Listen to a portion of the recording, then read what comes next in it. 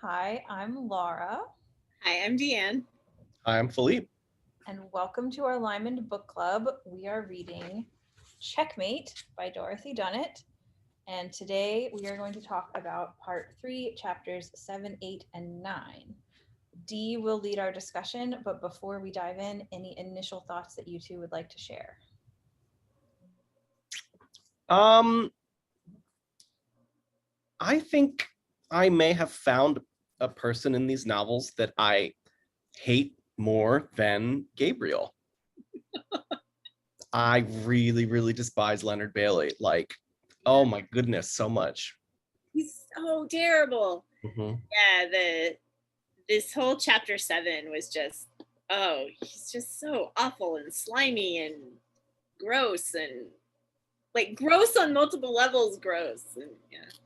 And I enjoyed these chapters a lot. It was a lot of conversations and people talking, people chatting in this context and then people chatting in other contexts and all that. But I really liked it. I thought it was good. I liked it, although there were definitely conversations where I was super frustrated with what it was like, no, just talk about things. But like you're talking about the wrong things. But it was good. I really liked it. So. I want to officially say congratulations, Dee. You figured it out. We are right. We just don't know how it works yet. Yeah. Francis Crawford the First is the father. I mean, it was clearer and clearer. Like the more it got into it, like they just kept bringing him up, and I'm like, there's no reason to bring up this long dead character who has no impact on the story unless he has an impact on the story. Like there's just no reason to keep talking about him. I'm still suspicious that I think the one question I still have is what is the timing of the marriage situation. I'm still suspicious that Sibylla married Crawford the Elder and then mistakenly married Crawford the Younger, thinking his father was dead. Although I still think it's creepy. Like, I still don't know quite why you would do that. Like, why would you marry your husband's son even if you thought your husband was dead? Somehow she was forced into it. Like if there was Yeah. a situation she couldn't escape or going on like that. But I just feel like because everyone is being so adamant about how like gross this is, that she would sleep with her husband's father and like Lymond even implies it's incest, like because he makes a comment at some point about how he didn't sleep with Eloise and he would never do that because it was incest. And it was like there was this implication that that's what he's mad at his mother about, I think. And of course, from my perspective, I'm like, it's not incest at all. She's not related to either of these men. but from a perspective of that culture, like there's even a comment also about how it like goes against the creator, like against God, which I have a comment about when we get to there. But so anyway, I feel like because there's all this emphasis on how horrible Sibylla is for having done this and how horrified, and like Philippa's so horrified by it and everything, I'm like, I don't think she did it. I think there's some sort of mitigating circumstance. Yeah, I feel like she had to have been secretly married to Francis I before Gavin. Something. And then the accident, whatever caused the scar in his head, we think Right. Francis is dead and gone. For some reason, she marries Gavin. And then at some point, Francis I comes back. That's when she goes back to Paris and goes to the seminary or whatever it was. And that's when Lymond and Eloise are born. Right. That's what I think too. And it would make sense that she would, because if she finds out husband number 1 is still alive while she's married to husband number 2, obviously she has to immediately like stop having, even if husband number 2 was terrific and she loved him, she would have to immediately stop having any relationship with husband number 2 because she's legally married to husband number 1. So, and it's even stronger if she's actually in love with number 1 and doesn't like number 2, which seems to be what's going on here. So. And then that's why she is back with Gavin, who raises Richard and is so awful to Lymond, because we know that Francis I dies when Lymond is 3. So she had to go back. She has to go back to Scotland, right? Mm-hmm. And take his 2 half siblings with her to be raised by their half brother / and Eloise father. Yeah. So, and maybe we'll talk about this when we get there, but is there an implication that Eloise knows all about this and was suicidal about it? Like, we can talk about that later because it's in the conversation between Richard and Lymond, but that's how I read it, that Richard thought she was suicidal because Lymond was sleeping with her, and Lymond thinks she's suicidal because she knows the truth of her parentage. But I'm like, why would that? I don't know. I didn't catch on that. I just caught on the suicidal ideations, and I'm like, oh, I never knew that about Eloise. So right, and obviously Lymond knows it's not because of what Richard assumes, because he didn't do it. So he has to think, and he does say that he thinks she didn't avoid. So he has to think there's another reason. We'll talk about that. Yeah, let's jump into chapter 6. Into chapter 7. 7. Chapter 7. You are correct. Sorry. I'm not really going to summarize chapter 7 because it's all one big conversation between Philippa and Leonard Bailey. So Philippa arrives at the house in Paris, and the housekeeper, the sister of what's her name? Renee Jorda's sister, Isabelle Rivet. Isabelle Rivet is there, the housekeeper, and she has been hoodwinked by Leonard Bailey and a forged letter from Sibylla to provide living space for Leonard Bailey. So then Philippa and Leonard Bailey just have this gross conversation where Philippa does a wonderful job, or is trying to deceive him and keep her composure and all of this through the conversation. So we can just kind of go through it in order and bring up what you want to bring up. But she figures out who Mr. X is in this conversation, and really tries to, she really is trying to force Leonard Bailey to give up on his revenge plot, which I don't think she's entirely successful in that, but she's trying really hard. Well, the only way she gets any sort of upper ground is by promising him more money than what he's already making from the Lennoxes. Yeah, we knew she was coming back. Mm-hmm. And it wasn't a big surprise. I was like, of course it's the Lennoxes. Yeah, it'll be interesting to see if we actually see her in person, though. Like, is she gonna just be John Elder the whole book, or is it, I don't know, is Margaret Lennox gonna be this puppet master from afar? Probably. I don't think she is in France historically for this, so there's not much that Dunnett could have done to write her into that. So so who knows? I just want to give huge kudos to Philippa for figuring out so many things so fast and being so quick on her feet. Yeah. Including, I think she figured out that Francis Crawford I was the father at the end of the previous chapter. As soon as she realized the 2 boys were named Francis Crawford, it became pretty obvious. Yeah, and then the way she figures out it's the Lennoxes so quickly. Philippa's great. We love Philippa. Yeah, he's so smart. We were talking before about how she's so Lymond-like in terms of her ability to match wits with him.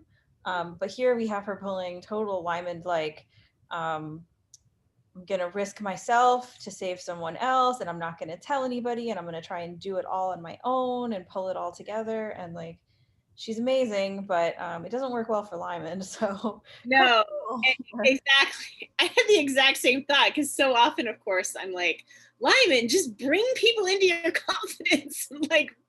Let people know what the plan is so they can help you. And I just think the exact same thing about Philippa here. at least bring Archie into her confidence or somebody, you know. And she makes that comment about how like Archie and Lymond are practically one person, which I thought was a very interesting comment. But yeah, stop trying to do stuff on your own. I did like at the bottom of 384, I think there's this really interesting bit where she's describing the house, and Dunnett just does this really lovely job of the physical description of the house and the musical instruments and the just what's painted on the walls and all of this. And she says that it was not a living house, it was a shrine, and it was beyond belief that Sibylla could have lent it.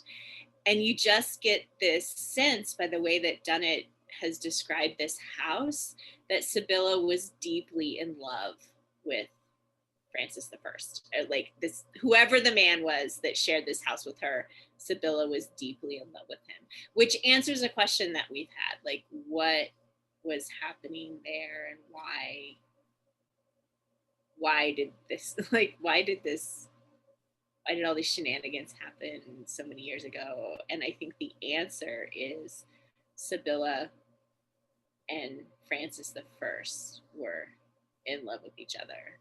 And there was this impossible situation, which we don't quite understand, but that caused all this to happen. So I think also, I totally agree. I highlighted the same kind of bits at the bottom of 384 with the description of the house, and it's very, very beautiful, and it's totally the kind of things, art and music and poetry and laughter, that would have given, led to the creation of someone like Lymond. But there's also the way she weaves this motif, like she refers back to it a few times, the come into our dwelling in the perfume of the cedars. There's also this like sense of something beautiful corrupted by this horrible, evil Leonard Bailey creature that is inhabiting it, and this just like this thing that was beautiful and precious become a thing that is creepy and dangerous and eerie, because of this corruptive influence. Yeah, and you also just get this sense from this house, like it was incredibly sad because the two people that lived in I just started to imagine, like, what would Lymond's childhood have been like? What would his teenage years have been like if he had grown up in the house that the two people had created? Like the two people that created this house, if they had brought him up, what would he have been like instead of the fate that he had? I never thought about that. That's so sad. If he hadn't been rejected by who he thought was his father, I mean, his personality would have been so much more. Yeah, and if he'd had a father, which he clearly did, like obviously his real father is artistic and creative and all of those things, and if he'd had a father who understood him and like nurtured those parts of his personality and his character, and and he just had the balance of like two nurturing parents instead of one abusive parent, and then one parent that he compensated by being over attached to, how much healthier would he have been as like a functional human? So and then Leonard Bailey is so gross. I like how quickly Philippa changes her tact of thinking at the bottom again of 384 that Madame Rosette is a stupid imbecile housekeeper, and then she immediately realizes, oh no, she's in a bad situation too. I have to do everything I can to rescue her from Bailey, which unfortunately doesn't work. But I think you're right. Like Leonard Bailey is he's so loathsome, but he's also a good nemesis because he's really smart. So he's able to outwit Philippa, even though Philippa is brilliant. So he's like, he's worth taking seriously and being afraid of. Also, like, I just find Gabriel really fun as an enemy because he's such an over the top, and the way he Bailey. Oh, sorry, Gabriel. I find Gabriel really fun as a villain because he's so over the top. And he's always spewing these hilarious, like, homoeroticism laced insults toward Lymond and etc. Like, he's fun, but then Bailey is just so gross and just makes your skin crawl. And it's just like, I don't want to think about him. I don't want to read about him. I wish he would go away. Well, part of the Leonard Bailey thing too is that, like, he is smart and he does hold his own with Philippa in that sense, but he also had 4 henchmen standing right behind him, and like he basically won because he had muscle behind him. And if he hadn't had those guys, like, Philippa could have picked up the fire poker and like whacked him across the face, grabbed the housekeeper and ran out. Like, I mean, and you could see her think about it. Like, she wished she'd brought a weapon with her and, you know, those kinds of things. So like, you could see her like picking up a chair or something and just knocking him upside the head and running away with the housekeeper. But there's these henchmen that are surrounding her, and so she can't. And to me, it was like this picture of sort of, she's beaten by muscle, by like men who have the advantage in this situation, not because they're right or smarter or anything, but they just have a power advantage, and she's on her own. I do love her complete matter-of-factness of thinking about, if only she'd brought a weapon. We were with her in at the beginning of the book. She'd like killed 1 or 2 guys, like, casually almost. Yeah. There was no angst of like, oh, how could I have killed someone? It was just like, yep, I killed him. And she's like, this guy deserves to die. Too bad I didn't bring a weapon. Yep. Ooh, maybe she will be the one to kill Leonard Bailey. There's no way he's gonna live through this book. Absolutely not. Oh, surely not. Surely not. I feel like, whereas with Gabriel's downfall was all about pride and ego and hubris. With Bailey, it's gonna be his greed that gets him in the end. Absolutely. Greed and bitterness. Oh, yeah. Just the hatred that he's holding on to. I really want to know more about that situation too. Like, what exactly happened with Honoria, and why does he blame the Crawfords so much for it? He never has really explained why he is so incredibly angry about like the bitterness that just consumes him. It might have something to do with the whole mystery too, maybe it's a key point in why Sibylla and Francis I kept everything secret. I feel like, though, if you go back and read his first scene in The End of Ring Castle, you can kind of read through the lines, because he's going on and on and on about how mistreated Honoria was and how mistreated he was. But like, if you read through the lines, it's like, well, you're a bitter, nasty little jerk, and she was probably a bitter, nasty jerk too. Like, there was probably something awful about her too. I'm sure. So it probably, like, I feel like you could also just read it as it's exactly what he says. But like, reading through the lines, they were so unpleasant and awful, and then correspondingly, the Crawfords treated them badly because they were awful, and then that just made him more bitter and bitter and bitter, and he's just this kind of person that holds grudges forever. Well, I imagine Honoria must have been pretty awful, because there's got to be some reason Gavin turned out the way he did. If we are thinking that Francis I is this like paragon of virtue and such, so. Which we don't know for sure, but we don't know for sure, but yeah, Sibylla was deeply in love with him, and I don't think Sibylla fall in love with somebody like that. So yeah, I think that he must have been a good guy. What was I gonna say? Oh, Leonard Bailey. So yeah, that's true. Like, I think maybe I'm reluctant to just be like, sometimes people are just petty and small and have petty, small, bitter obsessions, and like, maybe that's what this is. Maybe there doesn't have to be like a big dramatic thing that set off Leonard Bailey's bitterness. It's just, he's a terrible person. He's a terrible person. He is a terrible person. There's a line I like at the start of 388. She writes, "A lie is a broad and spacious and glittering thing, sweeping belief before it. from its very grandeur, but the truth fits like an old man cutting cloth in an attic. And I just really love the way that Dunnett kind of captured that, because sometimes that is how it feels. Yeah. And just that Philippa sort of figures all this out, and your father's two sons will not meet in this world again. It just realizing, realizing what that means. Yeah, and then that gives you an interesting read on the scene when he does meet Richard again, where you're reading it as his realization that Richard is not his brother fully, but also it could even be his realization that Francis I was his father, or at least it makes that much more likely to him.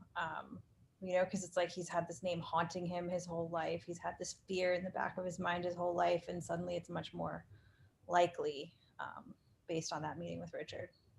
It's so interesting to me, though, because this whole thing is such an example of how like the patriarchy has just seeped through the culture, because Richard is exactly the same amount his brother is that Gavin is. Like, they're exactly the same amount brothers, because Gavin is his half brother and Richard is his half brother. But Gavin counts and Richard doesn't count, because Gavin is his brother through his father and Richard is his brother through his mother. And so, like, Gavin counts as his brother, but Richard doesn't. It's so weird. But yeah. Well, I mean, I guess I would assume he counts Richard as his half brother, but that it's like a different thing. I don't know. Yeah, but I mean, like, it's not like it's really exactly the same. It's just that in the culture of the day, and I don't think Dunnett necessarily did this. I think it's true to the culture of the day that Gavin counted as Lymond's brother more because they shared the same father, and that's more important. Just for everything, it's more important. But it is a sign of like, oh yeah, that's. Well, and I mean, it's also just like, it's just really interesting because Lymond really loves Richard so much and has such a like investment in that relationship, and so the amount of pain he must be feeling of feeling like his brother's not his brother in a way. It's not obviously as bad as what's going on with Sibylla, which is like nuts, but it's still really bad. And then when we get to that Eloise thing, like, and then if you think, oh God, now he had been blaming himself for Eloise's death, and now he's like maybe blaming Sibylla partly, like there's a lot going on there at like the core of these family relationships that have the most impact. Yeah. It is nice to see on 387 that Philippa basically just laid out what the confusing thing that we've been talking about for multiple books. Philippa just lays it out in 2 paragraphs, like going from a man whose real identity, it seemed, could not be countenanced even for Sibylla's sake, and irresponsible and once supposed irresist, blah, blah, blah, who must have sired 4 children, 2 to Beatrice and 2 to Sibylla, already the wife of Gavin Crawford. The daughters have been named Marta and Eloise, but the sons were both Francis Crawford. So like she just kind of lays it all out in those 2 paragraphs. It's like, okay, that's what's going on. And then 5 children, actually. Yeah, because then you got to count Gavin too. Mm-hmm. Right. 5 children, yeah. And then who was it? And then, do you not know Gavin was killed by his own father? But I don't think he was. Something else is going on. So then we get this bit. This is what I was talking about in 388, where she says, actually, this is Leonard Bailey speaking about how a methodical creature, Sibylla, accept in obedience to the laws of her creator. So this idea that somehow Sibylla is violating the laws of God by sleeping with her father-in-law. And somehow that's like this horrific crime that's just so incredibly terrible. And the ironic thing is, and I think Dunnett would have known this, it's a pretty common Bible story, although people might not know it now, but there's a story in the Old Testament about a daughter-in-law who tricks her father-in-law into sleeping with her, and the daughter-in-law is the hero in the story. Like she did, Tamar is her name, and she tricks her father-in-law Judah into sleeping with her because of a very complicated situation of inheritance law that I don't need to go into. But Tamar did the right thing in the story. The way the story is set up, she's sort of the righteous character. And it's just interesting that there's that parallel going on when Leonard Bailey's like, she goes against the laws of the creator. And it's like, wait a second. So read your Bible, George. I mean, Leonard. Crap, right. I called him George. Not George Bailey. Yeah, Leonard Bailey. So who knows? Did Leonard Bailey know this before when Lymond and Sibylla went to his house, or did he just find this out when he came to Paris? Oh, that's a good question. Because I feel like this is a big secret and he would have had trouble keeping it to himself the last time. Because he didn't like insinuate to Lymond anything about Francis I, right?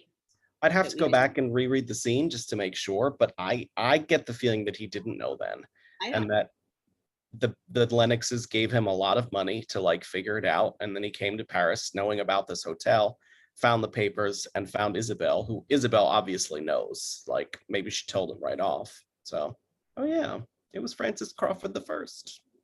Yeah.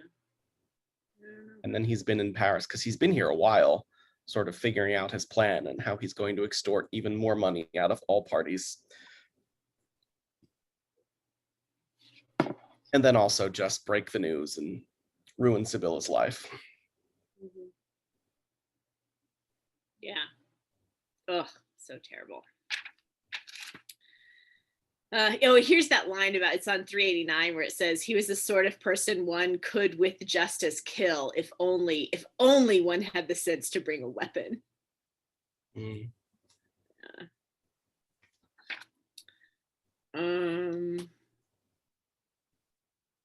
Yeah, so Margaret Lennox comes back in the story. Ugh, Bailey gets all like sexually gross with Philippa, which is just, like the prospect of 10,000 pounds immediately isn't enough. He thinks he can force himself upon her. And the only thing that sort of saves her from that is that she's still a virgin, which is disgusting that she had to, yeah, just the politics of the time and everything. But her virtue, ruining her virtue would ruin all of his chances. So like, that's why he disengages. Yeah. But yeah, and I loved the bit where she's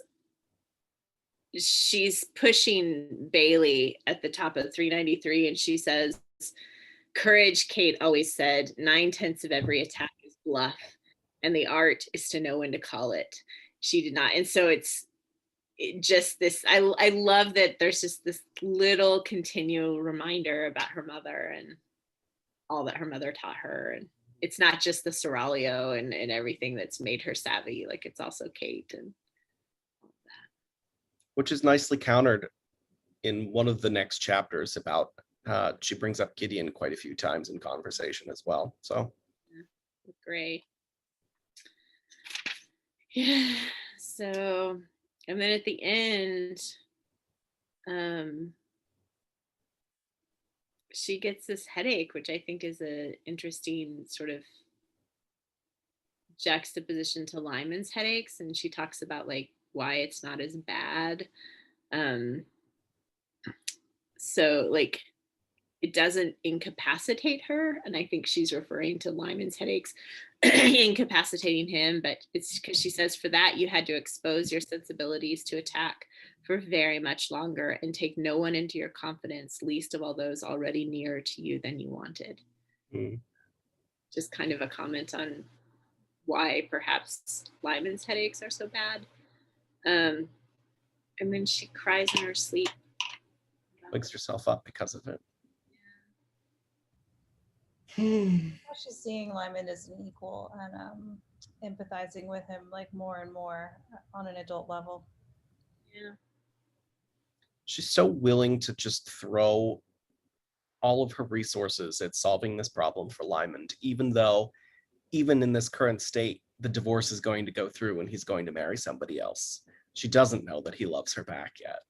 No. If everything goes well, he'll never know that she rescued him. Mm-hmm. That's so courageous. I mean, I don't know how much money she got from the inheritance, but £10,000 is quite a lot, even in this day and age. Yeah, I mean, Bailey's like living it up on £10 a month, right? Mm-hmm. And the promise of a future £6,000, which we all know he's never going to get because the Lennoxes are about to fall completely out of power. Thank God. But are they really? Because they're going to marry Darnley and they don't lose power completely. Well, they lose it for a while at least. Yeah. I think. I don't know. I don't know my Elizabethan history as well as I should. So, additional thoughts on chapter 7? I just am really excited to see what fate befalls Leonard Bailey. Hopefully it's horrible. It's terrible. Yeah. I guess Just what he deserves. Go ahead, Sorry, just what he deserves. The way that Philippa wakes up in the night sobbing and like hears someone else crying frantically and then realizes that it's herself just always gets to me. Like the way that she held her own really strongly in this awful interaction with Bailey, but underneath, like in her subconscious, she was really traumatized by it. And I like how Dunnett captures that, because like a lot of times if you have that kind of traumatic experience, you may not even realize how upset you are until afterward when you have like a physical response like that. It's like your subconscious coming out. Yeah. So. When you can be too caught up in the moment to really let the emotions take hold. I'm sure she was using a lot of her capacity to figure out how to deal with Bailey at the time. So she couldn't really stop to let those emotions sort of affect her. And he assaulted her. Like, I mean, boy. Just some delayed. I don't know. That and enough. If that's the only thing that Philippa told Lymond, that would be enough for Lymond to come kill him. Yeah. But there's so much more. Ugh. Yeah, he is horrible. Okay, so chapter 8 is a series of conversations. So to quickly sum up, and then we can just kind of go from conversation to conversation. Richard and Lymond talk, and then Sibylla and Archie talk, and then Lymond talks to Catherine, and then Jarrett talks to Sibylla, and then Archie and Philippa talk. So let's just take these conversations like in sequence and see what's going on. Yeah, so we start out with Richard, who has at the top of 396, he's talking about his brother, and he says, along with everything else, Richard Crawford concluded, Lymond had come to enjoy adulation. You can just be like, oh, Richard. He doesn't get it, but it's not his fault because Lymond hides so much from him. Yeah.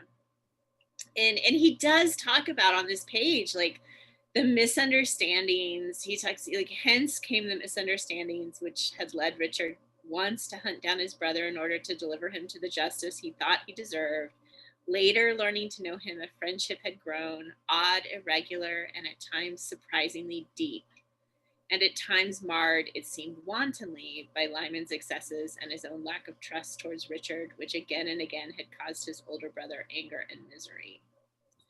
And you can just feel Richard's, like, he wants to have that relationship with Lymond, but he just can't. Like, and he so misunderstands things, and Lymond deliberately deceives him about things, and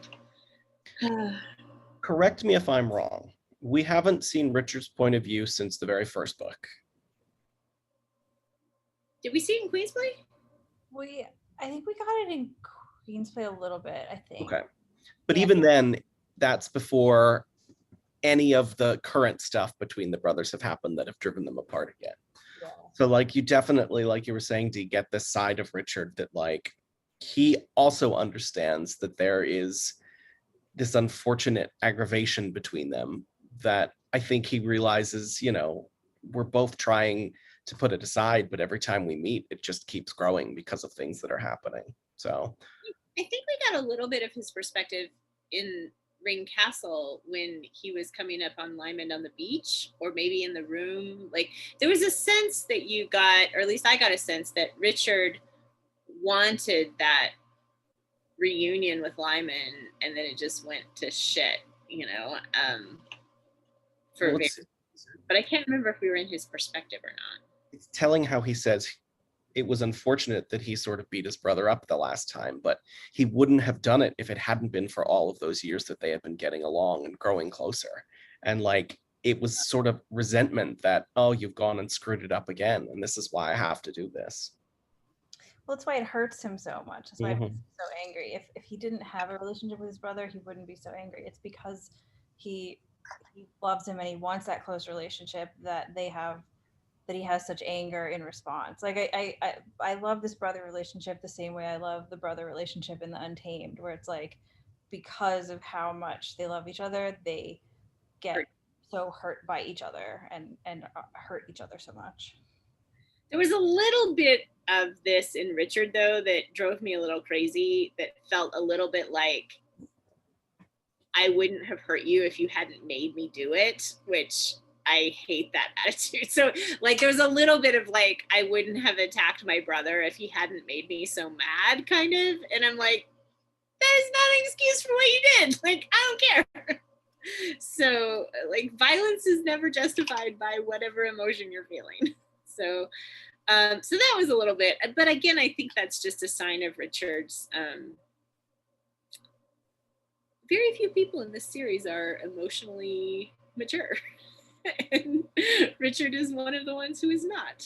So he reminds me of Jared, and I think that part of what Lymond liked about Jared is the similarity with Richard. They fill a similar role for him.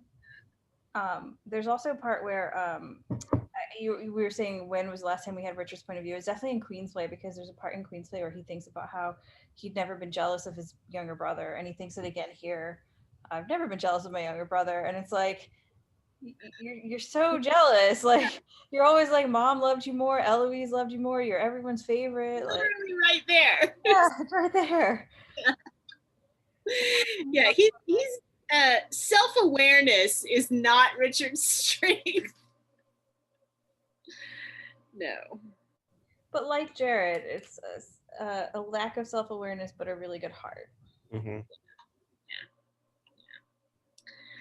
And I think, I think with Richard, like, if he knew what was going on, if Lymond like sat him down and said, this is what happened, this is how I'm feeling about it, this is what I'm thinking, like, Richard would be forgiving and accepting and would love his brother and all that stuff. But Lymond can't do that either. He can't, and he doesn't want to like break his relationship with Sibylla. So Lymond doesn't want to break Richard's relationship with Sibylla. Yeah, I mean, it is really interesting. Like, if Richard knew the reason, maybe he'd be more sympathetic with Lymond, but Lymond is never gonna tell him because he would not want to hurt Richard like that. I mean, can you imagine Richard's response? Like, from what we know of Richard and how he responds to emotionally traumatic things, can you imagine his response if he finds out that his mother slept with his grandfather? He would lose it. Like, I mean, I think Lymond's not wrong in his assessment of what would happen. Well, and you notice Sibylla in the later part, like she asks, is Lymond gonna introduce Marta to Richard? She keeps thinking of Marta in relation to Richard, because like Marta would open that potential door for Richard to know, and that would not be good. And for Wow, one you of those like Marta, my brother.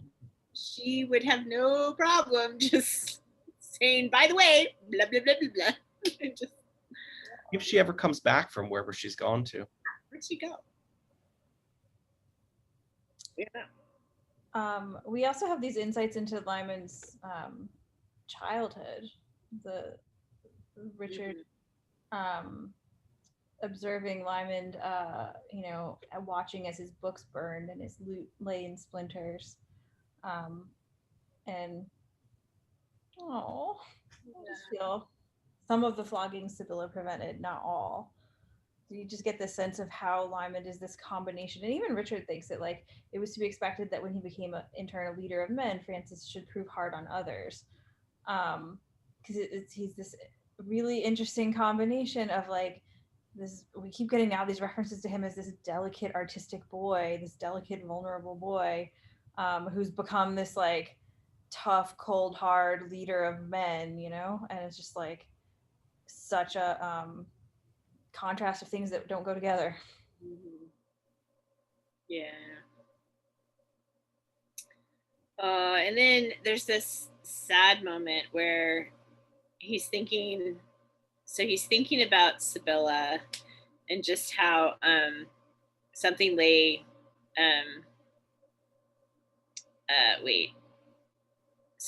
she's spending a lot of time with James Stewart and Erskine of Dunn because she sees that there's some tension between them and Francis. And so Richard is thinking, and because as ever, the matter of Francis occupied her still to the exclusion of virtually everything else. So again, not jealous, are we? But even with this estrangement, his mother is still trying to like help his brother or figure out what's going on with his brother and these two guys. And then he says, after Berwick, after Dieppe, how do you say that? One was not fool enough to go to Francis cap in hand and plead yet again for a reconciliation. And I find that interesting from Richard's perspective. Like, has he ever pleaded for a reconciliation with Lymond? Is that something that he's ever done? No, he did. He did in Ring Castle when, before he punched him out, he was like, please, if there's some mitigating factor, tell me. And Lymond wouldn't tell him. Right. Yeah, and he wouldn't tell him. Yeah. So Richard's pride is just like, I won't do that again. And yeah. Oh. Sadness. I mean, it's also one of those, like, it's a good conflict because you understand everyone's, well, you don't understand Sibylla's exactly, but you understand both Richard and Lymond's point of view on like why they can't come clean with each other and why they're upset at each other, or why Richard's upset at Lymond, and it's really in line with like what their personalities are, and it's a very good conflict in terms of like getting at the core of the characters and not having an easy answer. Yeah. So then Lymond shows up and we have Lymond and Richard talking.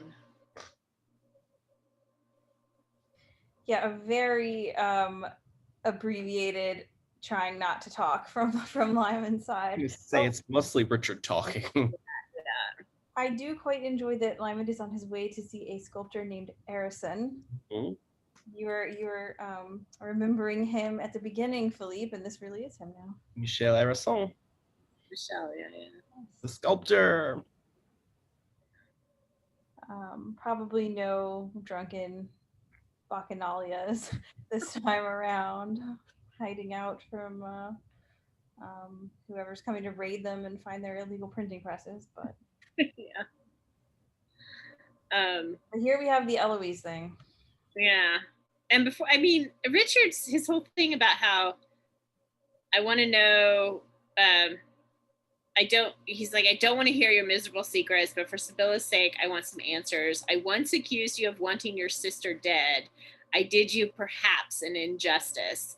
And I just underlined that perhaps. And I was like, perhaps? Like it was definitely an injustice, you know, but he's still just not willing. Neither of them are willing to be vulnerable with each other in this conversation. And Richard's like, perhaps I did you an injustice by accusing you of wanting to kill your sister. Oh. He is like so thrown, you know, he had this awful idea of Lymond and then it was redeemed, and then from everything he's seen, he doesn't know about Marta, he doesn't know about Kyredin, he doesn't know about all the trauma Lymond went through. All he knows is his brother went away, rejected his family, won't come back, pursued money and power in these other, you know, faraway places instead of being loyal to his family and his country. It's like, and again, he did ask, like, tell me, you know, and Lymond wouldn't. So Yeah. you can see why he's thinking like, oh, maybe there isn't any like good in you. Maybe there was, and you like burned it all out of yourself. And is he thinking that when he does this bit about she told me, so Richard said, she told me one night that she had no wish to go on living, and if she did, it could only harm you. She was 13 years old. Can you not stand still and look me in the face and give me an answer? So Richard thinks that Lymond seduced Eloise, which, has he been thinking this the whole time? Because holy crap, that's bad. So yeah, if you remember back in Game of Kings, there was a bunch of implications about it. I can't remember if there was from Richard. I think there might have been, but it was definitely like the rumor that Lymond had killed his sister because he'd slept with her and like wanted her out of the way or whatever. Something. Yeah. And so then Lymond says, you know, if you're asking, did Eloise make no effort to avoid the explosion which killed her? The answer is probably yes. So Lymond also thinks that she had suicidal ideation. He said, if you're also asking, was I her lover? The answer is no. After all, said Lymond, that would be incest. And with a click, the door finally closed after him. So like he says no, it would be incest, and then walks out. Which, well, I mean, that just reads as a jibe at Sibylla, like. Yeah. Yeah. Absolutely. Basically telling Richard what the problem is without telling him at all. Yeah. And Richard's not going to catch on. He's not going to figure it out. Of course not. I mean, it does make you wonder how one purposely puts one in the presence of an explosion that also kills a bunch of other people, because it's hard to imagine her not trying to like stop the explosion for their sake. Yeah. It's not for her own, so it's sort of a what? Yeah, I didn't quite get that. Like, but you could just buy like she was suicidal, basically. Yeah. So that is a good question, though. Did she know about her parentage? Because if she did stay alive, it would only harm you. What did she know that she felt like if she stayed alive, it would harm Lymond? Right. I don't understand why if that's what the problem is, like if she knew somehow the truth of their parentage, why does her living or dead make any difference at all? Well, I think in terms of, I think because she and Lymond were so close, she wouldn't be able to hide from him what she was thinking. So by her being alive, he would be hurt. So she's exactly like Lymond, like self-sacrificing to protect someone she loves. Yeah, which is, I mean, she must have had some sort of like severe depression or something also, because there's no way someone who's thinking clearly is not going to understand that, oh, my death would actually hurt him worse than knowing this thing. Like, well, again, this is Lymond's full sister, so they have some issues in common, maybe. And she's only 13, which I think aren't the clearest thinkers. Exactly. But it really is devastating, because it like Lymond's been blaming himself his whole life for his sister's death. Even before Kyredin, this was his like, you know, deepest pain that he held against himself. And so then to think that it could have happened in part because she found out what Sibylla had done is just like the worst betrayal, you know, times a million. Yeah. Do you think Richard believes Lymond when he says, no, I didn't sleep with her? I think Richard must know deep in his bones somewhere that like Lymond did not sleep with Eloise. Yeah. I feel like he's pushing him because he's like, he knows he's not being told everything and he wants Lymond to tell him, but I don't think. Like, here's this crazy thing. I know it's not true, but prove me wrong. Like, tell me the real thing. Yeah, I think. I don't think Richard and Lymond's relationship could have ever grown in those years in between had Richard still thought that he had slept with Eloise. I think so too. Like I feel like that would be something one would hold against your brother for life. So I feel like if he really thought that, the whole middle reconciliation part would never have happened. mm-hmm. Well, I certainly didn't think it then. I wonder if maybe like the possibility has crept back into his mind now because it's like Lymond isn't who I thought he was, like, because the person I thought he was would never have rejected us the way he has and would never have rejected Sibylla the way he has. And I guess that's the only reason he could come up with as to why Lymond is keeping his distance. Right. Maybe Sibylla. Nothing else makes sense. Or this or something. Like, yeah. But I don't think it's really the reason. I think he's just digging and pushing because like he desperately wants to know the real reason. Right. And he has no clue. I have this feeling that, you know, we've learned from the rest of the discussions in this chapter that everybody's trying to keep the truth about Martha or even meeting Martha from Richard. And I just have a feeling that when Martha, she's going to go right to Richard and like ruin all of their plans. Who knows? She's definitely going to like step in it, whatever, you know, like she's not going to do. Yeah, she's gonna mess up somebody's plan for something. Like even accidentally, like if they just bump into each other on the street, and he's like, "Oh my God, you look like Lymond." Yeah, who knows? We'll see. Yeah, I feel like Marta is like a disaster waiting to happen somehow. And then we have Archie and Sibylla talking. So, about speaking of Marta, yeah, asking over and over, does Frances mean Richard to meet her? mm-hmm. And then later when she talks to Jarrett, right, it's the same kind of stuff. Mm-hmm. But then I do love how Lymond's two mother figures bond here. See that you were with him. Yeah. Thanks for taking care of my baby since he won't let me. Yeah. Oh, Archie, the good guy. Any thoughts about the talk with Sibylla? Anything else you wanted to? It's just so quick. I mean, the main point is that well, I mean, when Archie says it is his friends that will bring him low, not his enemies, Lady Coulter. Keep out of his way. That's the best advice I can give you. I mean, that is hitting the nail on the head. Like, Lymond has always been more devastated by what his friends have done or said than what his foes are doing. Except for Gabriel, but that's another story. Literally. Yeah. So then Lymond goes to the hotel de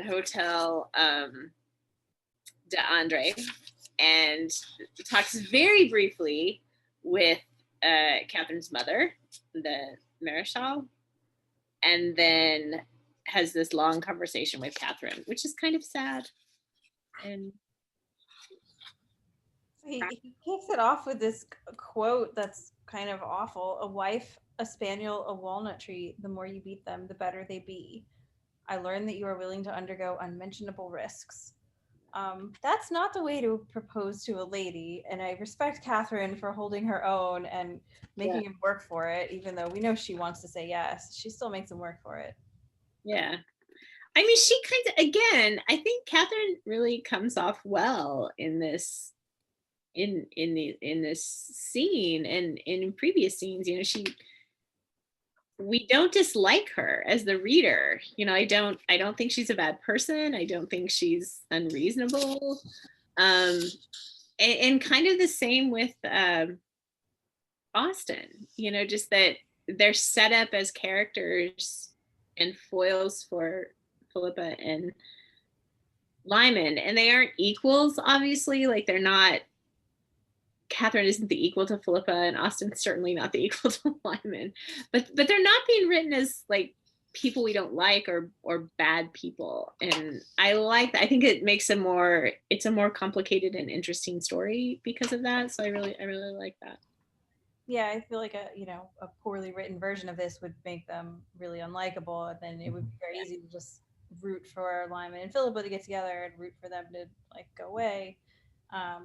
But by making them sympathetic, suddenly your emotions are much more conflicted and mixed, and the situation is a lot more complicated. And then also having Philippa be friends with Catherine makes it even extra complicated. Yeah. And Lyman here in this scene, like he's pretty open about what he's like, his lack of feeling for her and all of that, and just things like she says, like you said, she says, this is a poor way to propose, this is a poor way to ask for a lady's hand in marriage, can you not manage a quote or two from the poets, etc. And he says, a masquerade, would you think any better of me? So he's like saying that would be fake, and that so he's not deceiving her really about he's not coming in all charming and let me seduce you kind of. Yeah, I think he is actually giving her a foundation that they could build a genuine life together on. All right, his good intentions and her wit and kindness and beauty, and he's not faking a whole bunch of feelings he doesn't have, but he's also setting it up in a way where he's like open to the two of them growing together. Yeah. He's not as honest as Philippa was when she's like, I'm in love with someone else and I will always be in love with someone else. But it's still very similar in terms of like they're both being relatively honest about what they can offer to the other one and are still willing to give it a good solid go. Yeah, and it seems like he's offering this to her in good faith, and being genuine about it. So also really interesting is he tells her twice there's no need to go through with it if you don't want to, which is interesting in part because it also kind of raises the question of, does Lyman really want this? Because I thought he wanted to go back to Russia. Has he changed his mind? Now he's like, this seems like a better option. I'm not going to go to Russia. But like, is he really invested? Is he just doing this because it's here? But if she says no, he'll go back, or does he just figure I'm going to die anyway, so it doesn't matter? That's one of the reasons we thought he slept with the Marshal, so that he wouldn't sort of have to deal with the situation and marry her daughter. But clearly that didn't work out. Yeah, that didn't work out so well. She's sad, the Marshal, but still giving her blessing. Yeah, but he definitely is less fixated on Russia at this point. Yeah. It does seem like he's building more of a base in France. Even though his procession from Dieppe to Paris was all about sort of Russian grandeur and throwing out all the stops. Yeah, I did enjoy that. The sleighs and such. I think it's interesting, his line about I don't bed with young girls who are virgins unless they ask me and unless I'm married to them. And so it's like he hasn't slept with Philippa because she hasn't asked him. And he's not going to sleep with Catherine before they get married, which okay. It is also interesting that there's a little callback to Jolita right before that. And that she knows about it and she still wants to marry him.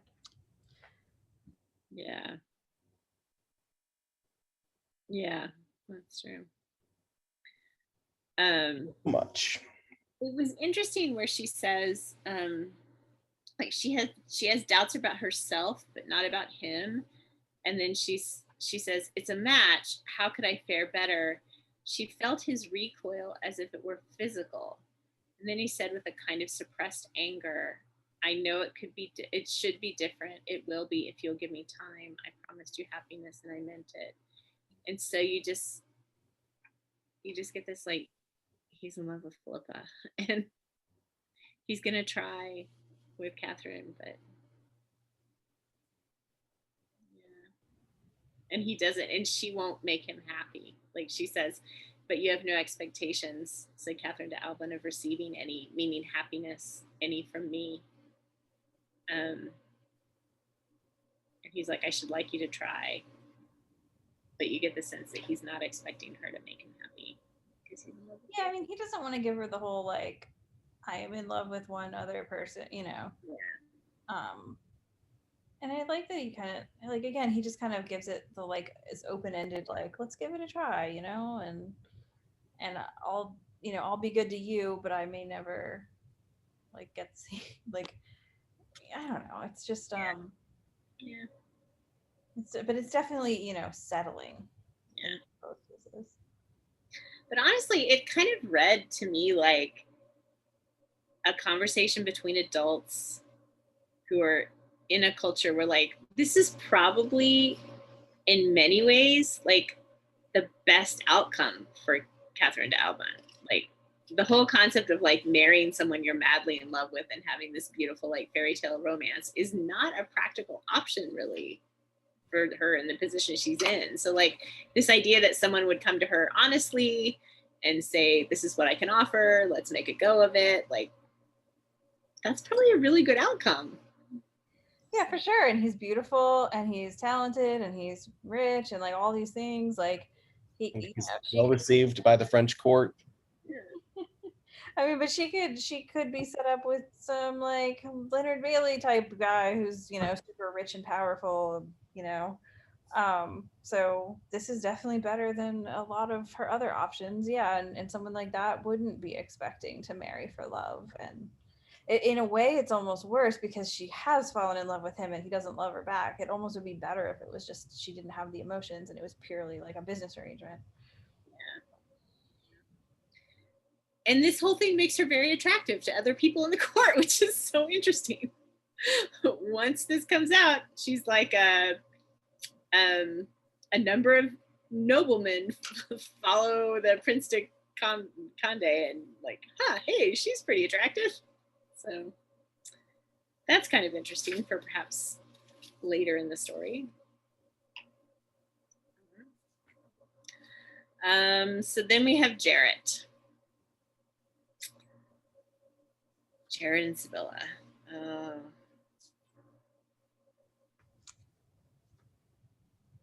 And again, Sibylla thinking about Marta as the girl of whose existence her older son Richard knew nothing.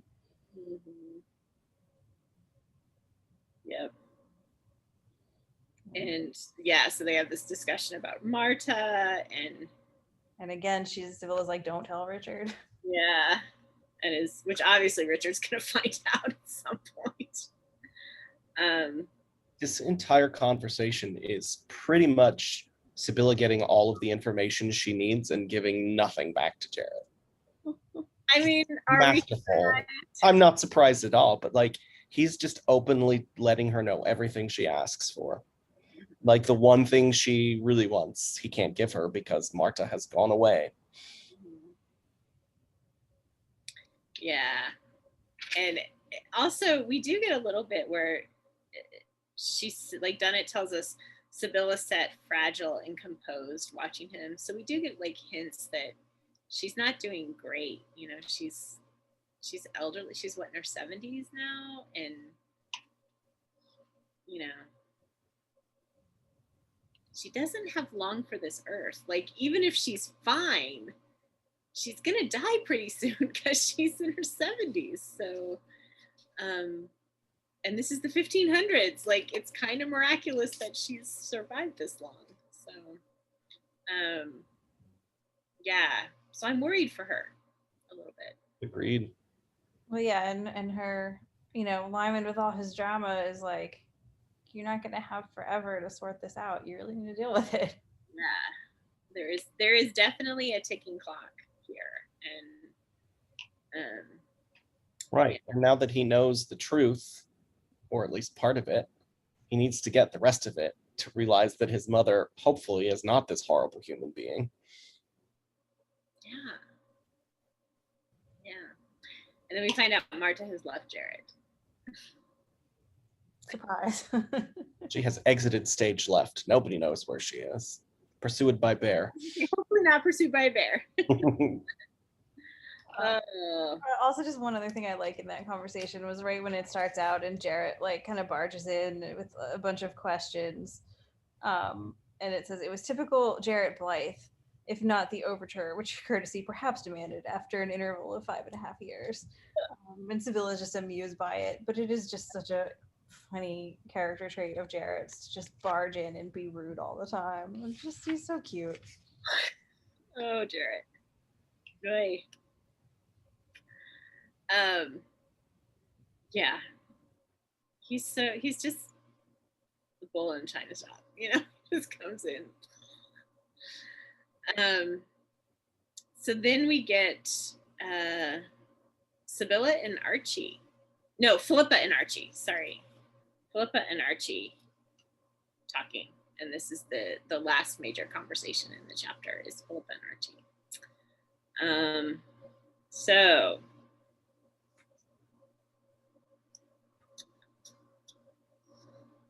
thoughts on this one?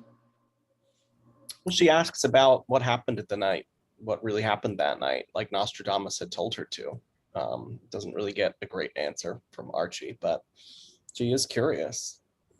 We find out that Danny Hislop has gone after Marta, which is interesting because he, quote, likes a problem, which I thought was...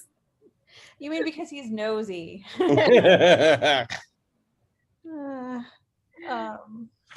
like how Philippa, again, is such a equal to Lymond now. The way that she's bestowing on him from a distance the kind of protective attention which he'd conferred on her, and for the same reason. So they're both doing the same, sending people to watch after each other, looking out for each other behind the back of the other one, trying to protect them. And then we find out in the next chapter they have only seen each other twice. I hadn't realized since she realized she's in love with him. So it's like all this stuff they're doing without actually interacting with each other, but to protect each other.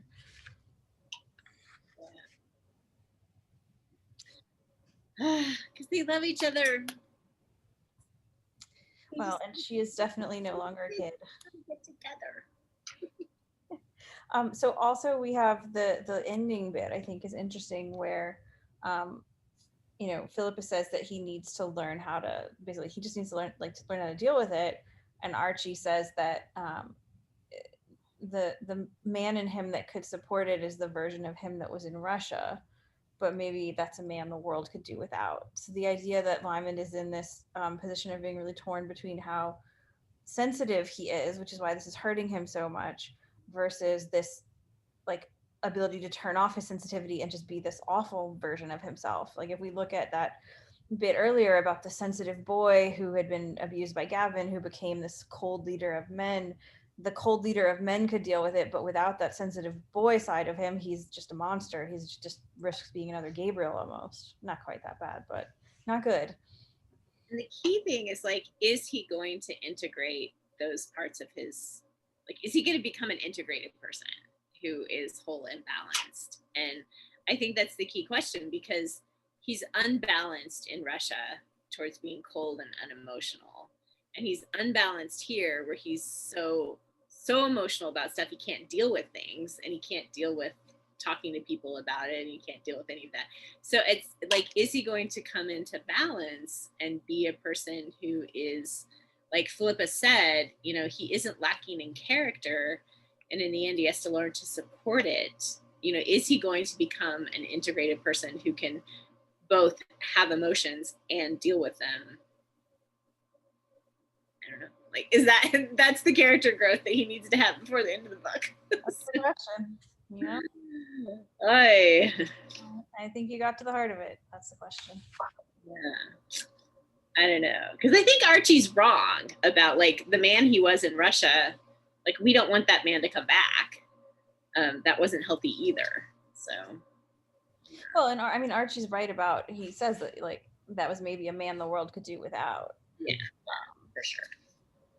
So I think Archie's actually just asking the same question as you. Can he integrate the two sides of himself so that he can deal with this without being a bad person? Yeah. So chapter 8. Any last thoughts? All right, chapter 9. So in chapter 9, we get Philippa's sort of plans. We get kind of her thoughts on what she's planning.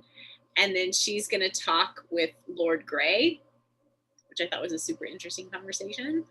And then we have sort of a social event where Richard and Lymond are going to interact at this party. And then John Elder shows up, and we have this great exchange between John Elder and Philippa and Lymond.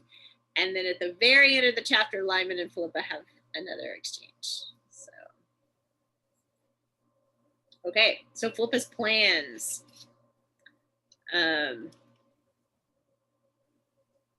She gets to work right away. Mhm. She's like, I'm going to have people following. I'm going to have people spying this house, seeing what's happening. I'm going to call my bankers. I need all of those papers in my possession immediately. Well, and the way she manipulates people to get what she wants is it's very clever and it's very Lymond. And she makes this comment later about how she's going to end up having to marry one of the Chiati cousins because she's using their romantic interest in her to get them to do all these favors to get these papers. Yeah. She's playing, a dangerous game in a sense. But you gotta go just far enough without going too far. Yeah. And here's the comment where she makes about Archie, or she says she wanted to confide in Archie, like she wants to tell Archie everything, but for all practical purposes, he and Francis Crawford must be considered a single person. And on you're just like, really? Well, I think it's like anything she tells Archie could end up in Lymond's. Right. It totally makes sense why she says that, but. And I think also like Archie is so motivated to protect her. If he thought she's in any danger, he's going to tell Lymond, and then which I guess the reverse is not true, but maybe no, it's not true because he hasn't told Philippa what happened at the in Lyon the night. Yeah. Right. So Archie's going to be more biased toward telling Lymond what's going on with Philippa than telling Philippa what's going on with Lymond because he knows that Lymond is positioned to protect Philippa. He doesn't realize the extent to which Philippa is now positioned to protect Lymond. He will soon enough. Yeah. And she is absolutely determined that Lymond should not know about what's going on with Leonard Bailey, which harkens back again to this. Both Lymond and Philippa have the same flaw, which is they're trying to fix everything on their own. And it just like, why she's doing it this way. And it makes sense. Like the decisions she's making definitely make sense.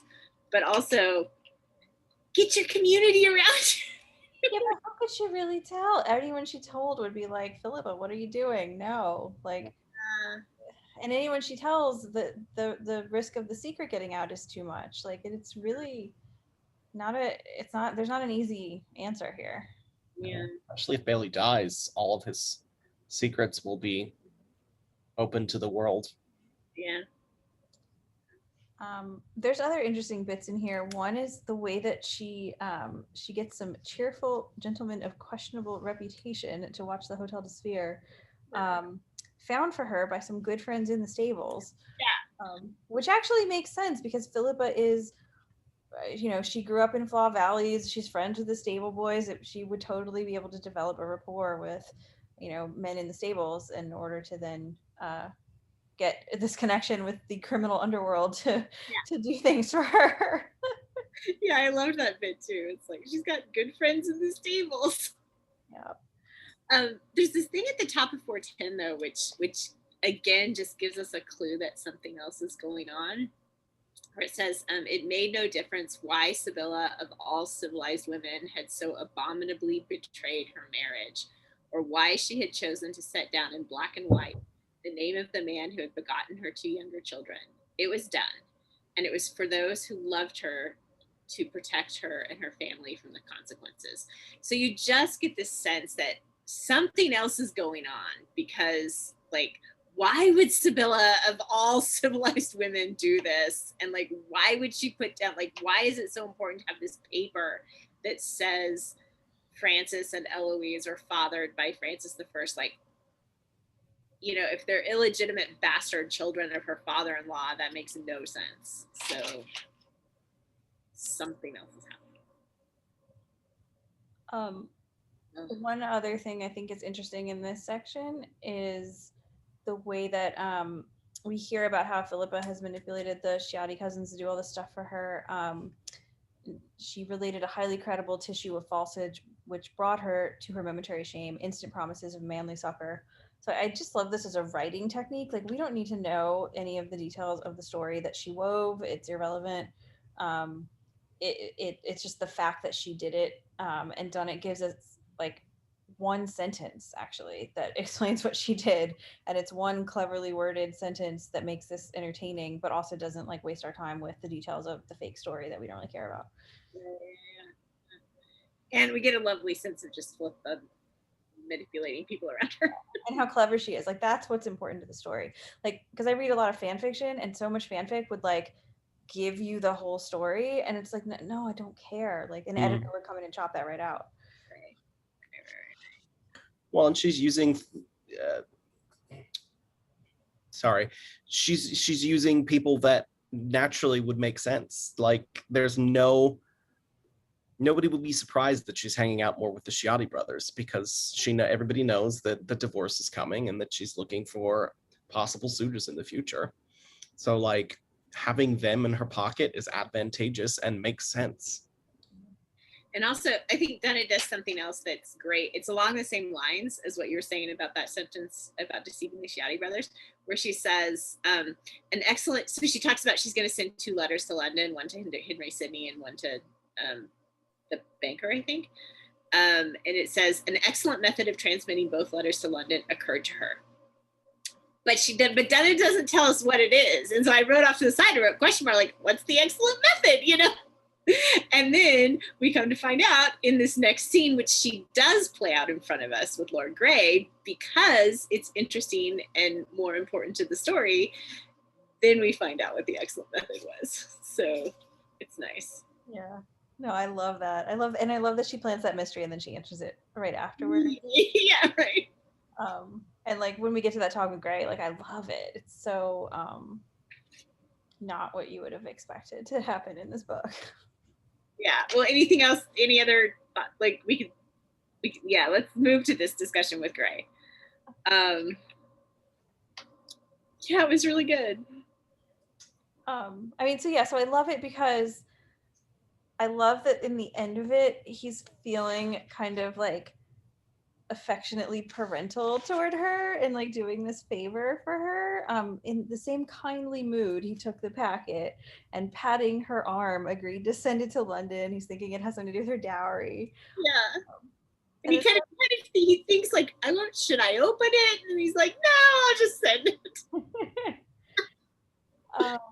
But it's so like, because when we first met Grey, he was this comedic villain in a way, and very, very one-dimensional, and just relentlessly mocked by the narrator, the way it was written. And here it's like he's still being kind of gently mocked because he's passing along this message with having no idea, but he's also like genuinely a little bit affectionate, and it's also kind of a genuine, like, she's really thinking about marrying his nephew and getting his blessing. And then also the way that he embarrasses her so much and she turns so red. Well, and Lymond wrote to him like, yes, and you just never would have thought after the scene with the Spaniard in Game of Kings that Lymond is going to be writing to this guy to arrange a marriage with his wife. It's just amazing. And then also the words that Lymond writes about Philippa are so funny because they're like a little bit mocking and a little bit mean, but they're so affectionate and witty and clever, and like so much more than that attempt he did with Catherine of being witty. Like, this is where his real interest lies. Yeah, the whole I'm tied to the Hexam Sophronia, who combines total chastity with a jackal-like taste for digging up my family history. And then you've got 12 Barons Grey. And so it's like you've got 12 generations of family. Just let her look at yours.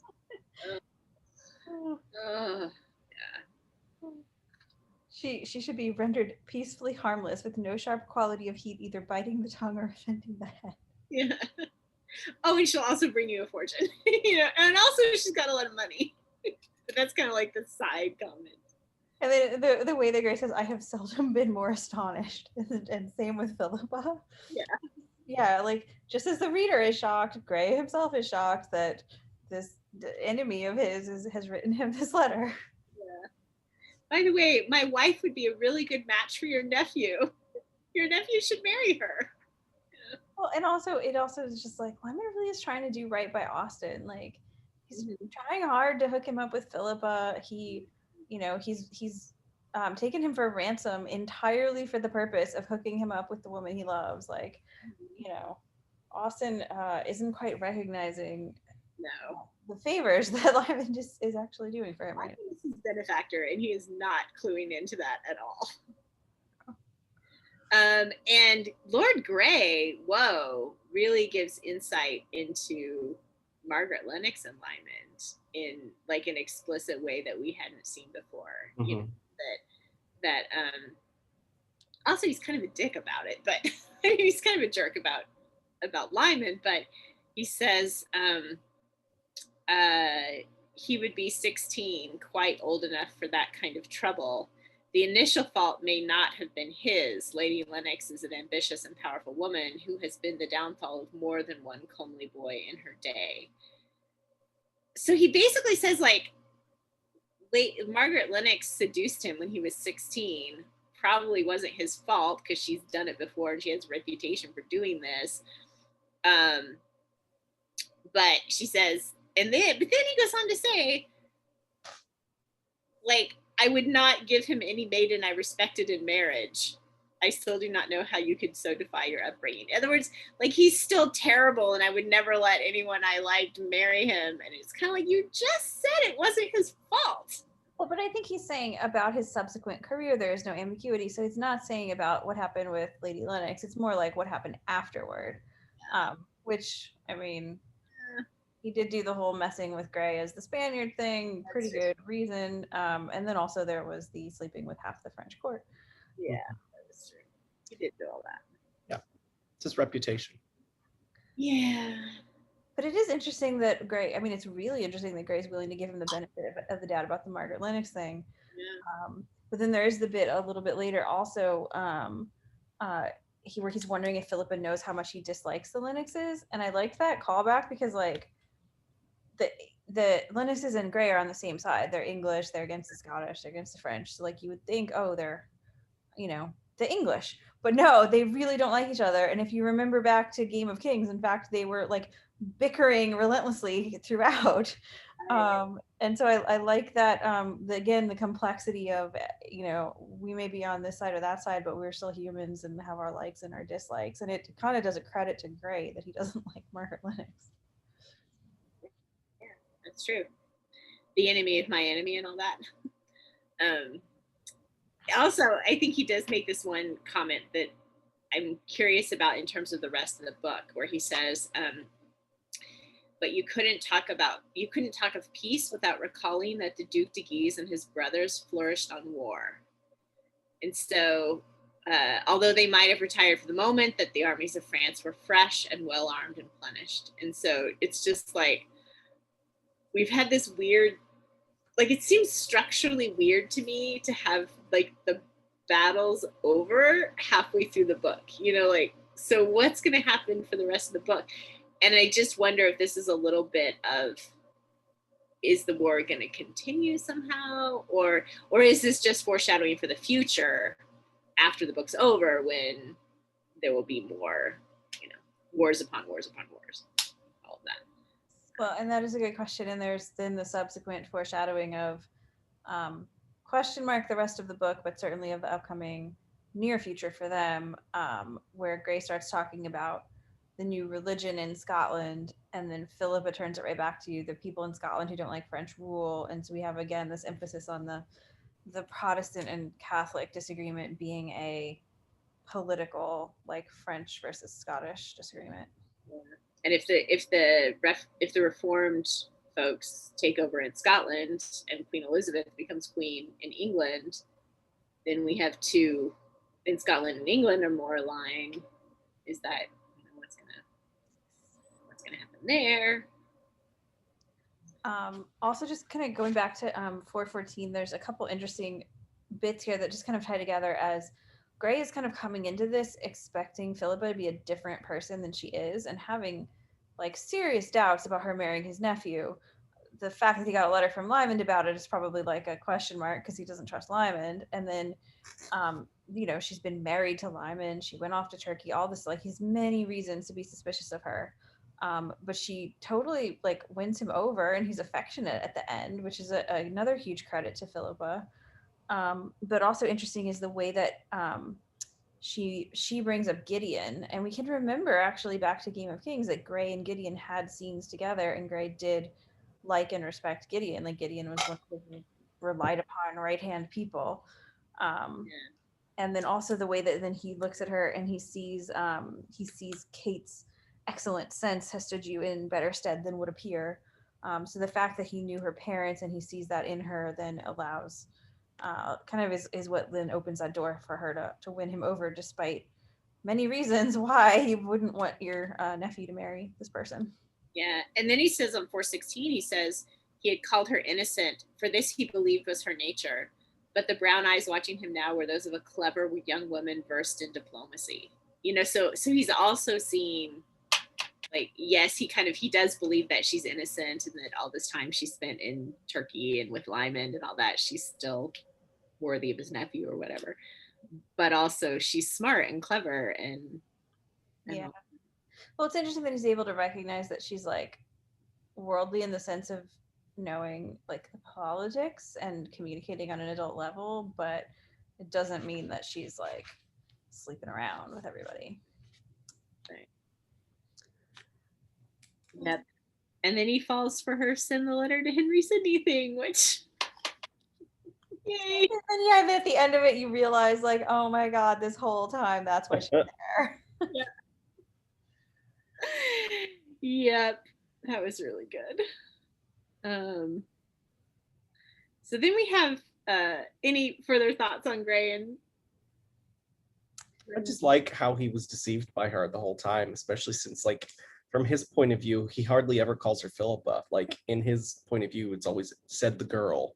So, like, he's totally underestimating her.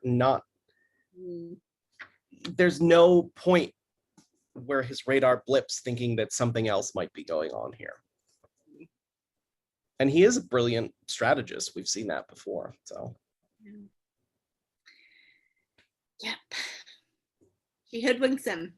Yeah. She done good. Are we supposed to have seen the youth with to move on to the next section of this book? Were we supposed to know, like, is the youth with the scarred cheek, is that a description we've seen before? Do we know who this is? Okay. No, it's just that we keep having references to the one guy who follows her all the time. Right. But like, I think it's like, well, it couldn't just be one person that follows her all the time. They must work in shifts. So now we're meeting the other one. Oh, okay. Because I was a little bit like, wait a second, am I supposed to know who that is? Okay.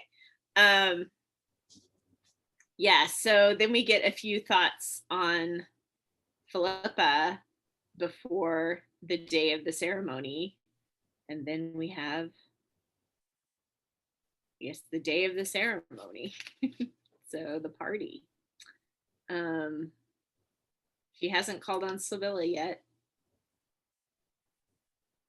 So, and she is feeling the strain of maintaining unruffled serenity. Well, yeah, she's feeling like the weight of everything is on her. Like Lymond's family, his mental health, Richard, Sibylla. Unless she herself could prevent it, it would be broadcast to the world. So she's just pulling a very unhealthy Lymond, like, it's all on me. I have to save everyone. Yeah. And The stress is getting to her. We also have her seeing Richard and Lymond come in, and this is the first time we have them referenced as half brothers. And then this is what you would do when the person you love comes into the room and you haven't seen them for a long time. It was beyond Philippa to look anywhere else in those first few moments. She just can't take her eyes away because, oh yeah, she's really in love with him. Even though he's still got his facade up, he's not looking at her at all. Every nerve from his mouth to his fingertips was unquestionably within his control. So does that mean we can't trust his hands? Like, interesting. Well, I like that we have those scenes where he is in control because then it makes it more powerful when he loses control. And so then every little reveal that slips through. And he loses his temper a bit in this, and she thinks she's like quite blunt, right? Doesn't she think he's an idiot or something? Yeah. Fool. After carrying it off, he'd allowed Elder to sting him. Philippa, exasperated, marched up to the blaze with a hand squirt. Yeah. Yeah, and so I wrote off to the side. I was like, wait, I wasn't sure. Like, did he do that on purpose, or did he actually make the mistake and she caught him? I wasn't sure. I mean, I don't think it's a terrible mistake, but I think he loses his temper with Elder, and that's why Philip was like, why are you letting him get to you? You're just letting him win. Like, don't let him see that, you know? Yeah. Don't let him see that he got to you. And it's very, very Lymond. Whenever anything gets to him, he lashes out. And she's like, by lashing out, you're just revealing that they got to you. Stop it. Yeah. Yeah. I thought this is a little bit sad where on 420, so Philippa realizes that Richard knows that she likes Lymond, or he lets that go somehow. And so Lymond actually confesses that he's the one who I tried to convince my furious friends you had a weakness for me. And her response is like, damn him for letting her down in what drunken access of fury, and damn him for insisting now belatedly on redeeming it. Yeah. So she's like, just don't say anything, just like, don't say anything to other people, don't say anything to me. And I mean, that's a good point, because when he gets affected, he says things that are more than he should be saying. And yeah, it's very telling that she's wondering who told Richard, and she's thinking, well, Jarrett visited Sibylla, because it's something Jarrett would burst out, because Jarrett has no discretion. But Lymond should be better than that. I also love how she sees right through Richard, but also she sees the capability. He's finally begun to master the political, this ability to dig. It sounds innocent, but he's really digging for her feelings on Lymond, and she recognizes that and like kind of respects that he's gotten better at it, but she still sees right through it. Yeah. He's not successful with her, but maybe he would be successful with other people. Yeah. I was going to move on to the Elder stuff. So, well, one other thing I guess is Lymond being in control is because Philippa gives his quote and then she cuts herself off, and he finishes it, and it's something that brings back what happened to Una, something about being flayed alive. Yeah. And that's where we have Lymond like being totally in control. So it's like, he's able, because we saw before how he has like had this whole PTSD flashback about Una, like he's super traumatized by it, but he's very in control here and not letting it get to him, and he's like, finishing the quote and making a reference, you can't be expected to recall the fate of each of my mistresses. It's like, damn. Well, this actually, I think, answers a question we had before, which was, does Philippa know what happened to Una? And like, clearly she does. Yeah. He breaks off the quote, realizing what it's going to imply. And, on a happier note, we also have his respect for Philippa. she says, I feel like the entire Russian army. And he says, there are times when I wish that you were. It would solve the whole Tartar problem and save Ottoman Turkey for Jesus. They just can't help it. Mm-hmm. And then right after that is when John Elder comes up, and Master Elder comes up, and immediately Philippa is thinking the Countess of Lennox. Like Lymond says, how is your sweet charge, and the Countess of Lennox, and then you get this, the Countess of Lennox. So this is Philippa's point of view, an ambitious and powerful woman who has been the downfall of more than one comely youth in her day. Such as a fair, haunted child of 16 with a French degree and his first major battle behind him. And so Philippa hears that name and immediately is thinking about the trauma that Lymond experienced at Margaret Lennox's hand. And that she's she gets that what is happening, what is Margaret Lennox planning? And yeah, I like that. Well, and her perspective on Lymond is so different from anyone else's. Even those other characters who have fallen in love with him, the Robin Stewarts and the Will Scotts, saw him as this, figure above them, this amazing, talented, beautiful, unattainable, romantic figure. And she's the only one seeing him as this fair, haunted child who had been abused, sexually abused, when he was barely 16. Maybe Sibylla would see him somewhat that way because it's her child, but really, Philippa is the only person who's able to perceive that vulnerability and also the formative nature of that experience for him. Right.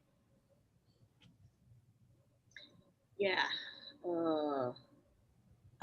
It also is such an interesting twist or turnaround for the reader in terms of how the Lymond and Margaret Lennox relationship is portrayed, because it's been woven throughout, and kind of every time it comes up again, it gets more and more toward where it is now, right? The very first time it's set up he's taking advantage of her is the way it's constructed, and then over time we have more and more of no, actually she had used him, but it's still not anywhere near as explicit here as no, she was over 10 years older than him, he was barely 16, she actually abused a child.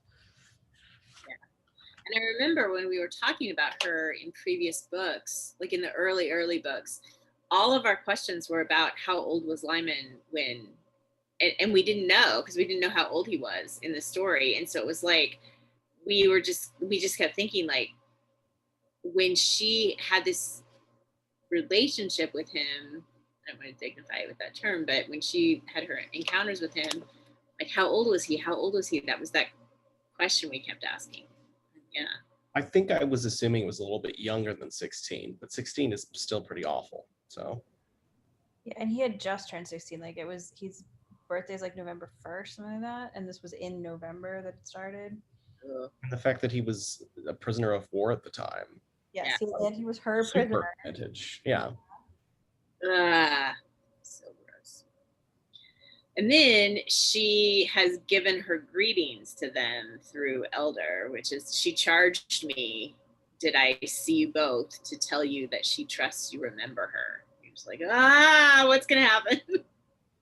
It's one way of giving a threat. Yeah. Well, I think she's trying to remind them of the last discussion that she and Lymond had, where he sort of, it's you don't have any power over me. You never did.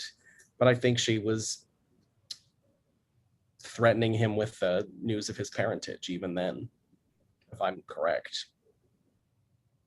Well, Philippa thinks, just right after this, she thinks, for Margaret Lennox was not only the woman who had taken a 16-year-old boy and ruined him, she was the woman who, to strike this formidable antagonist and his relatives from the path of her family, had promised Leonard Bailey £6,000 for the public proof of Lymond's base parentage.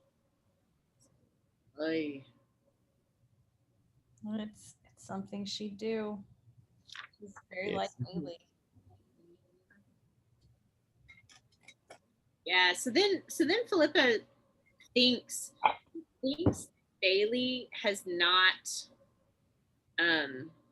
revealed to Elder or written to Margaret Lennox that he's found the thing. It says it meant that Bailey had not betrayed her interest. It probably meant that the existence of the Hotel de Spheres was still unknown to Elder.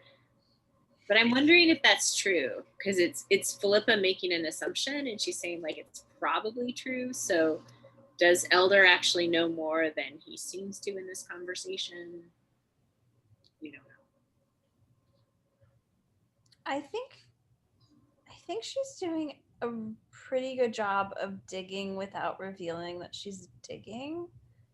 And I think her assessment of Elder's character is right. Like, had he known that she knew it, he could not have resented the temptation to taunt her. So it's kind of like, because he's not being nastier when she's opened the way for him to, that's kind of what tells her that he doesn't know these things.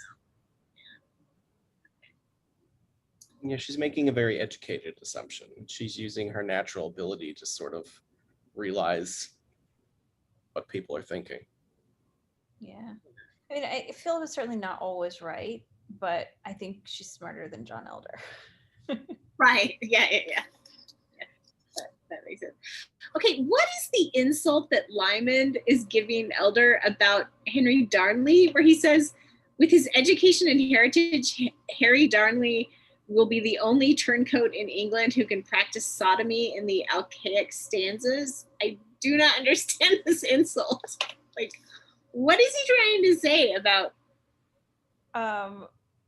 Okay, sorry, remind me what page it is, and then I'll Top of 423. All right. I'm saying something about Henry Darnley, like having a man, I guess, but I don't get the bit about the turncoat, the only turncoat in England. So are they saying that he's like, he was supposed to be loyal to Scotland, but now he's loyal to England, so he's a traitor because the Lennoxes?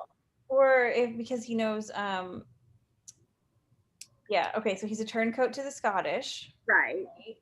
And then also worth noting that if he does marry Queen of Scots, that kind of makes him a turncoat to the English, right?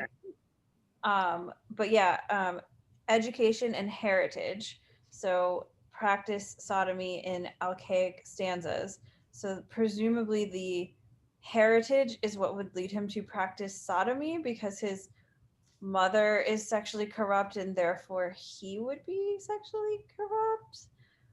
In poetry? Like, well, and then education would be like, because Elder's his Latin teacher. That's Elder's like right. relationship to the family.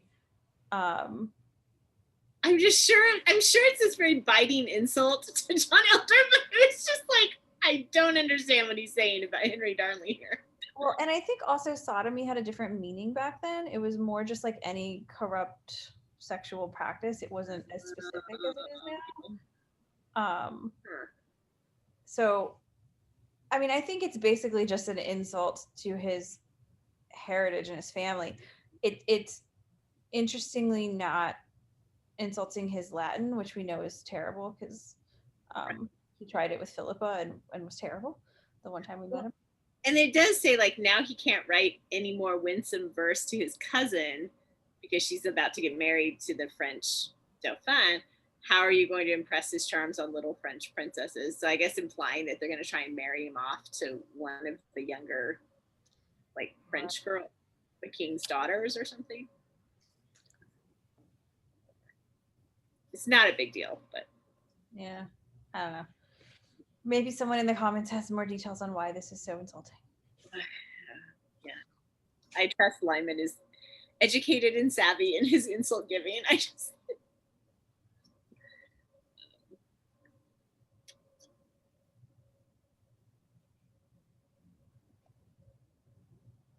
So, any other thoughts on the convo with Elder? I do love how he disappears and like Lymond and Philippa just keep going. Mm-hmm. They just can't resist. Yeah.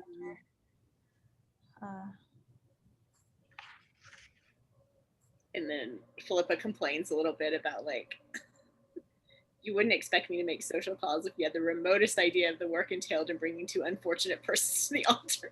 She's like, I'm working so hard. Well, but then he makes a comment of like, in my experience, it takes 10 minutes, which is like, yeah, because literally, like, that's how he and Philip got married. Yeah. Like, all right, let's get married. Okay, done. Yeah, like that's not how it usually happens. And then he's just like, would you please stop losing the guy that I'm sending following you? I've got this guy tailing you. Would you please stop trying to lose him? I need him to follow you. So I can... Well, and that's interesting because that's obviously like why he's talking to her, even though he's been trying to avoid her. He needs to talk to her, and like a big part of the reason is like, stop escaping the people that I have following you. Right. Yeah. And then she's sort of like, well, your people can follow me if my people can follow you.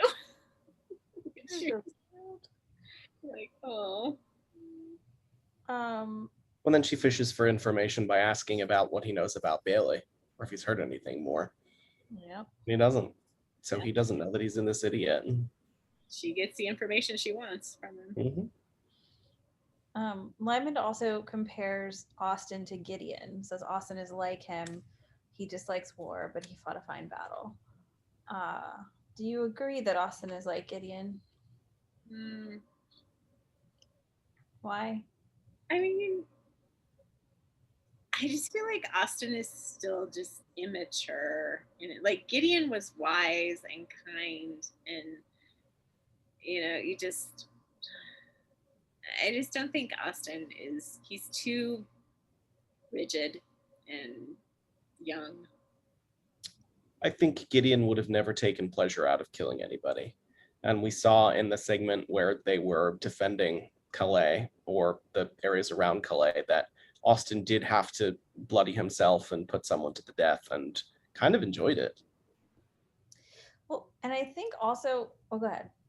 Well, I was gonna say, I'm not sure, just to give Austen a little bit of benefit of the doubt, I'm not totally sure it was the killing part that he was enjoying so much as it was the like contributing to the cause and like being, like he was able to step up, and he was proved that he could be dependable and that he could actually do the thing that he trained to do, and so there's like a satisfaction in his competency. I think that is perhaps a little bit different than I murdered someone, yay.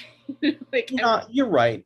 Yeah. He certainly didn't thrill in the experience, but he didn't seem to lose any sleep over it either. Yeah. Whereas I know we don't know terribly much about Gideon because he's in the first book and then dies off stage, but I just can't see Gideon having that same sort of lack of empathy. Or not lack of empathy, but if he'd killed somebody, I think it would have bothered him. Yeah. It didn't seem to bother Austen. Well, I mean, again, I guess to give Austen the benefit of the doubt, I think Gideon had been in war. Like, he probably killed people or ordered people to be killed, and couldn't have been beating himself up that badly about it all the time. That's how the world was back then. And I definitely think with Austen, it wasn't the killing, it was the feeling useful. And feeling, like, not just useful, but feeling like he finally lived up to his family's expectation of him, like feeling like he'd always been a disappointment and he could finally, like fill the role he's supposed to fill. It's like his moment of trial came and he passed, he passed the trial and he succeeded in what he was supposed to do. But I do think the more telling difference between him and Gideon is that Gideon had a great, like, sort of sensitivity and empathy that let him see through Lymond, to like from the surface behavior to see through what was really going on, and to completely reevaluate his initial opinion and then go above and beyond to help this person. And with Austen, we've seen him being very empathetic to Philippa specifically because he's in love with her, but we don't see that kind of empathy and generosity of spirit toward other people. And he hates Lymond. I mean, understandable because Philip was married to Lymond, but like we still don't see that as a personality trait of Austen's, where he's like, has the wisdom and the compassion to see what's really going on with people and help people that are like strangers and enemies. But like, this is just such a Gideon thing that is not an Austen thing. Yeah, I completely agree. Like that's also I mean, maybe it's a factor of his youth where he just hasn't learned the wisdom that comes with age and the ability to do that. But I think you're 100% right. Like, he just doesn't have the empathy that Gideon had. And he isn't able to see what's really going on. Like, yeah. Sometimes Lymond is just really being over the top awful. But like a lot of the time, it's like, Austin, you should be able to figure this out by now. Like at the point where Lymond is keeping him hostage, basically to just keep trying to hook him up with Philippa. Like he needs to stop being like, oh, he's tormenting me, and just realize that Lymond is helping him. yeah. Also, I thought this was really such a good line where Lymond says that about, I remember getting your father, Austin is like him. He dislikes war. To no one else, probably, that sound like an apology for interference and a question. And so just that Philippa can see, like, this is him apologizing and asking if she's going to marry Austin.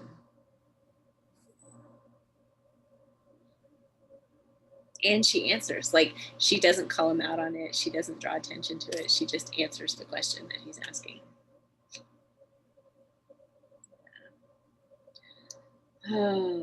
How could either of them ever be happy with someone else? I know. How indeed. Then she says she's not afraid of John Lennon Elder, but she'll never turn her back on Margaret Lennox. Ooh. But she's also feeling Lymond out here. He doesn't know what's, how much danger he's in. He doesn't know how heavily involved the Lennoxes and Elder are.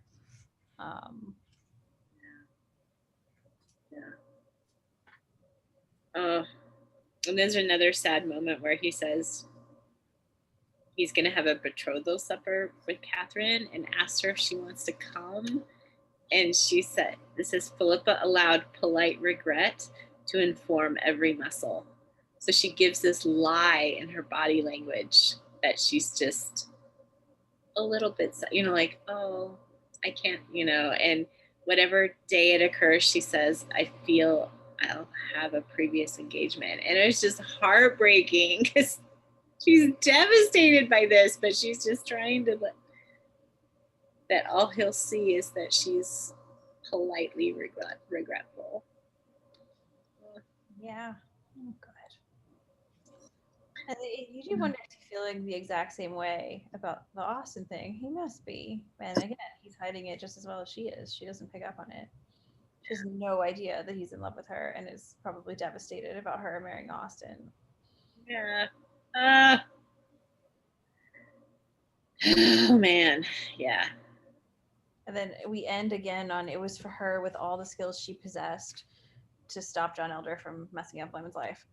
And so just again, like the weight of the world on her shoulders is how she feels. Is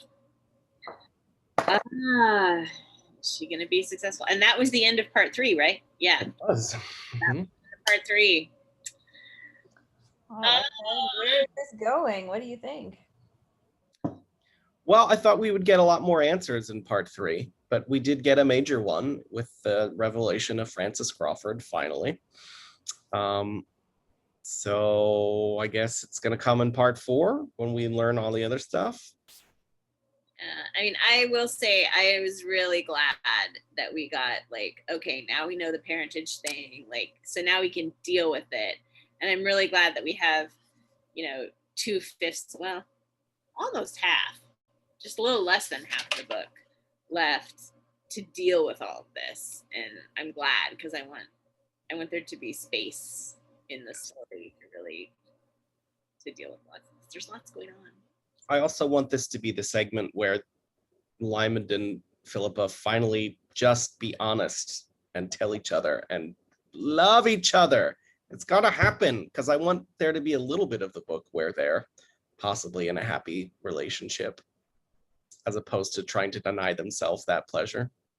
I will be a little bit sad if it's like, the penultimate page of the book when they confess their love to each other and then like their entire relationship is off screen and we won't get to see any of it. I'll be a little bit sad if that happens.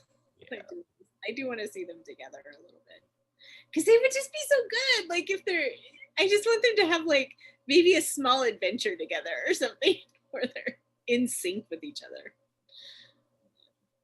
Well, they kind of had that at the in part 1.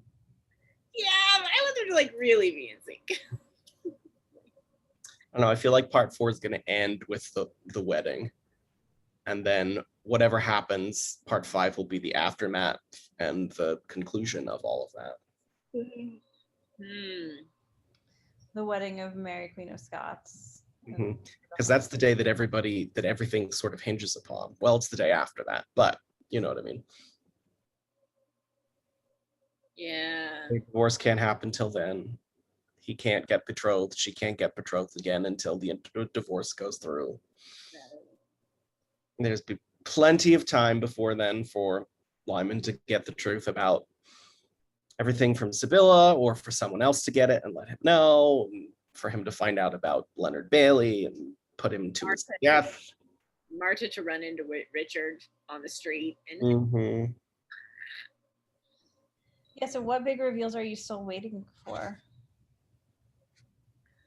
Why did Sibylla ever marry Gavin? Why?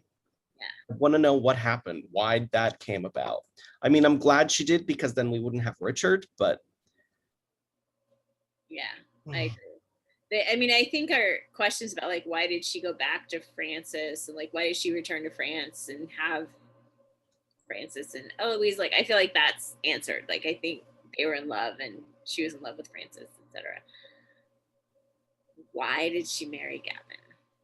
You know, and if it was like she married Gavin and then no, that doesn't work, because we know.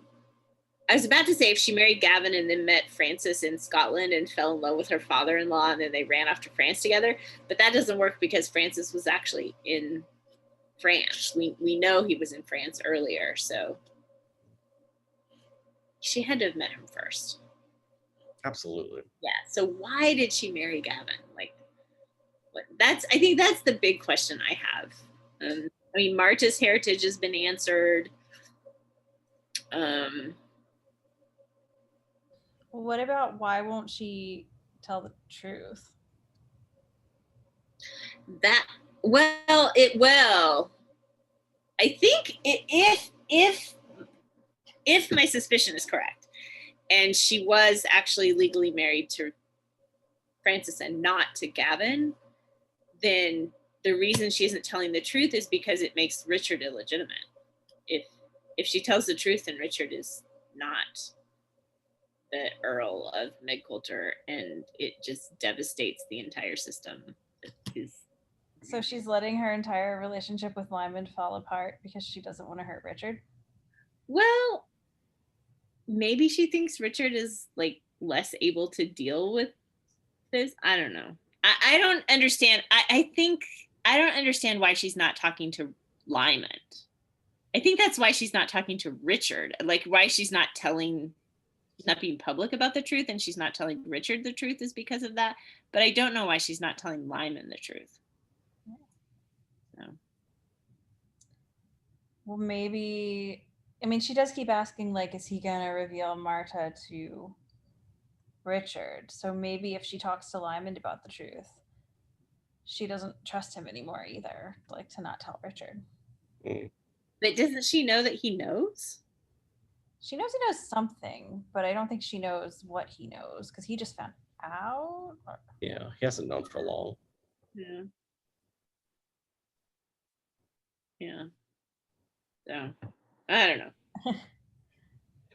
know. Any other thoughts on this chapter or sorry, these chapters, or what you're hoping for in the rest of the book? I'm just like, it's getting to that point where it's getting harder and harder for me not to just read it to the end and just be done. It's like, oh, come on, we're almost there. So like this part 3 was really good. Like I feel like I got really swept along in part 3, and it is hard to stop every time and be like, okay, I gotta wait a couple more days and then read 3 more chapters. Yeah, it's tough. Oh, sweetie. But yeah, looking forward to the next bit. Part 4 it is. I'm intrigued about what's going to happen with the letters. Like Henry Sidney's come back in the story, and there's all these London people that, like Bailey's banker in London, Henry Sidney, Margaret Lennox, all these people are in England. So, Do you think we're staying in France, or are we going to go to other places? I mean, at least until the wedding happens, we're staying in France, but yeah. I don't know if that'll be soon at the end of this next section or at the end of the book. Yeah, that's not. It would seem like going back to London would make sense in terms of like bringing the story full circle. I mean, really bringing it full circle, we'd go back to Scotland. But that seems like it makes sense narratively. So maybe we'll all go to England or Scotland in part 5. I don't know. You know what I miss? We've had all these callbacks to like every single freaking thing that has ever happened in the series, but nothing about the Buccleuchs or Will Scott, who were so prominent. They were so sad. Oh, what's got a Buccleuch? I guess Another one that had a really sad ending. His death was so sad. It tells me. I saw that's actually that one. I think I skipped more than I skipped the end of Pawn, because the end of Pawn at least has a lot of good character stuff with Lymond and Marta and Philippa and everybody, but Buccleuch's death is just awful. I don't want to think about it. And it was real too, which is another thing that was sad. But yeah, and then I do wonder, like, what is Janet up to? She's the only one left. What is Dandy Hunter up to? Asking the important questions. The very important questions. Don't find out what Danny Hunter was up to. I feel like you need to do some research and find out what happened. Well, I'll just write my own fan fiction about what happened to Danny Hunter after the events of Game of Kings. Was he a real person? You can probably look him up. I don't think he was, but I don't know. Apparently Christian Stewart was a real person, which I didn't even know. Huh. Wow. I feel like Danny Hunter's probably fictional. Most likely, but gives you more leeway to You're right. fanfic. I bet you there's no Dandy Hunter fanfic on AO3. I would be surprised. We'll look forward to the 6-part series, The Dandy Chronicles of Philippe Levesque, coming to AO3 probably never, but you never know. Write part 1. Write 1 chapter so that then for the rest of the Nobody wants to read my novels. It's fine. I'm not a writer. Oh my gosh, that's hilarious. Wow. Yeah. Okay, so we're done with part 3. Yep. Thank you everyone for watching and commenting. We'll see you next time. Bye. Yeah.